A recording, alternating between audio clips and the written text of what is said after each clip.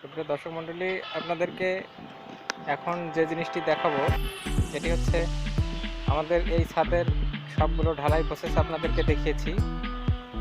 আপনারা ঢালাই সময় সুন্দরভাবে সব কিছু দেখতে পেরেছেন কিভাবে ঢালাই প্রসেস সম্পন্ন হয়েছে। এখন ঢালাই প্রসেস সম্পন্ন হওয়ার পরে আমাদের ছাদের বর্তমান অবস্থা, এটি কিউবিং প্রসেস চললো। এখনও কিছু কিছু জায়গায় পানি জমে আছে, অর্থাৎ পানিগুলো আজকে নিষ্কাশন করে দেওয়া হয়েছে সকালের দিকে। বর্তমানে ছাদের যে অবস্থা এটি আপনাদেরকে দেখাই। আমাদের পৃষ্ঠগুলো মোটামুটি ভালোই হয়েছে, কোনো ক্র্যাক দেখা দেয়নি।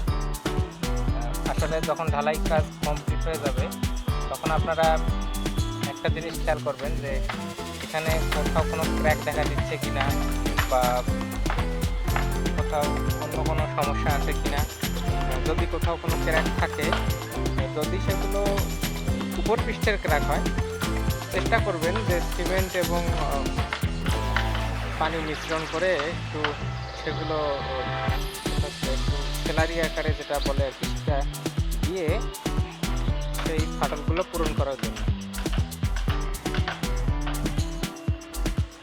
আপনারা দেখতে পাচ্ছেন আমাদের শুধু কলামের রডগুলো বের হয়ে আছে, এগুলো পরবর্তী ফ্লোরের জন্য এটির সঙ্গে আবার রড জোড়া দিয়ে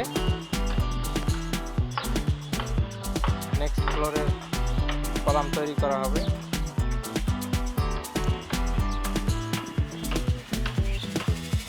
কনস্ট্রাকশন সাইট রিলেটেড ভিডিওগুলো আপডেট পাওয়ার জন্য অবশ্যই চ্যানেলটি সাবস্ক্রাইব করে রাখবেন এবং বেল বাটনটি অন করে রাখবেন, তাহলে নতুন ভিডিও আসলে আপনারা সেটার নোটিফিকেশান পেয়ে যাবেন এবং ভিডিওগুলো দেখবেন।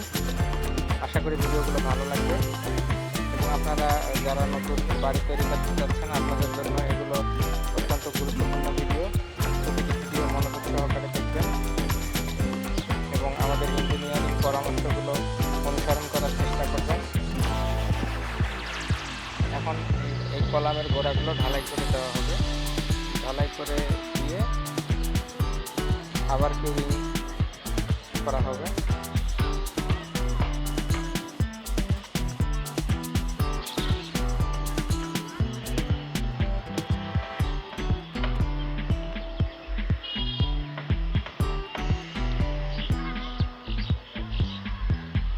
এটি সাধারণত ঘের তৈরি করে কিউবিং প্রসেস করা হয়েছিল। আপনাদেরকে কিউবিংয়ের সবগুলো প্রসেস আমি এর আগে একটি ভিডিওতে দেখিয়েছি।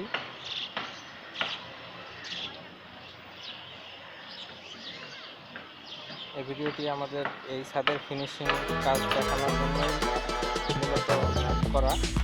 আপনারা যাতে দেখতে পারেন যে আমাদের ঢালাই কার্যক্রম করার পরে ছাদটি কেমন হলো, এই জিনিসটি সহজেই বুঝতে পারেন। এজন্য আসলে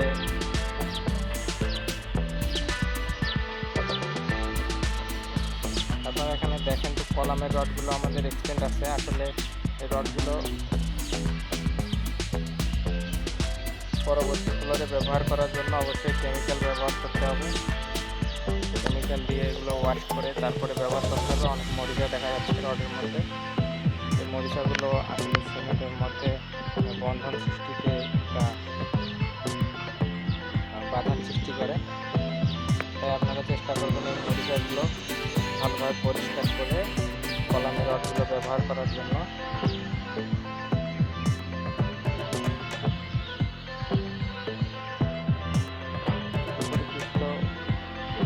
অনেক মসৃণ দেখা যাচ্ছে, এখানে কোথাও কোনো ক্র্যাক বা অন্য কোনো প্রবলেম।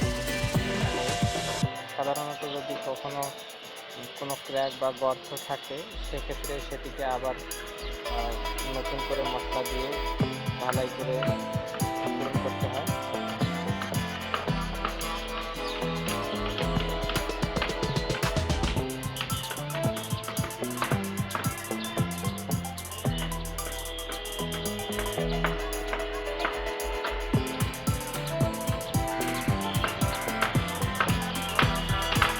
পরবর্তী ফ্লোরের জন্য আসলে সিঁড়ি এক্সটেন্ড করা হবে এবং সিঁড়ি এক্সটেন্ডের সঙ্গেই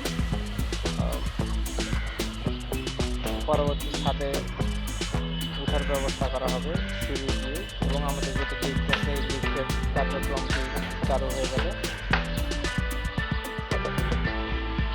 এখানে ভিডিও দেখতে পাচ্ছেন, এগুলো আজকে পানি নিষ্কাশন করে দেওয়া হয়েছে। কিউরিংয়ের জন্য যে পানি দেওয়া ছিল, তাদের জন্য আসলে কিউরিং অত্যন্ত গুরুত্বপূর্ণ। আপনারা এই জিনিসটি ভালোভাবে খেয়াল করবেন। আমাদের ভিডিওগুলো আশা করি ভালো লাগবে। আমাদের সঙ্গে থাকার জন্য আপনাদেরকে অসংখ্য ধন্যবাদ।